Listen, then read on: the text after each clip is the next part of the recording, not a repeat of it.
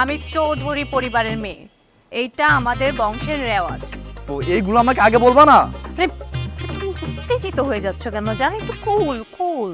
তুমি জানো এইগুলা নিয়ে কতবার বিয়ে ভাঙতে গেছে? আমি সব ঠিক করেছি। ঘোড়ার ডিম করছো তুমি।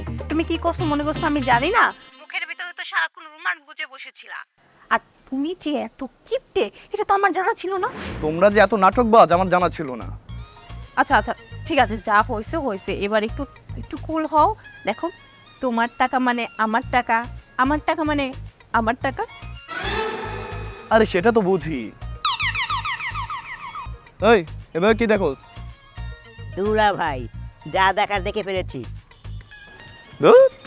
এই, তো তুমি তুমি কার সঙ্গে কথা বলছো? আরে তোমার ভাই লিমন। তুমি এখন কোথায়? আমরা তোমাদের ছাদে। এবার তুমি আবার ওর সামনে সিগারেট টিগারেট খাও নাই তো? হ্যাঁ তো। ও মাই গড, দিলে তো সবকিছু শেষ করে। এখন ও তো যে বাবার কাছে সবকিছু বলে দেবে। বলো কি? কেন? সিগারেট খাওয়া ছেলে আমার বাবা একদমই পছন্দ করে না। আমাদের বংশে কেউ এসব খায় না। প্রথম দিনেই তো তুমি আমার বাবার কাছে তোমার ইমেজটা নষ্ট করে দিয়ে। আচ্ছা আচ্ছা, ঠিক আছে, যা হয়েছে হয়েছে, তুমি এখন নিচে যাও। নিচে যেয়ে সবাইকে একটা বুঝ দেওয়ার চেষ্টা করো, নাহলে হুলস্থুল কাণ্ড হয়ে যাবে। আচ্ছা আচ্ছা, ঠিক আছে, আমি এখনই যাচ্ছি।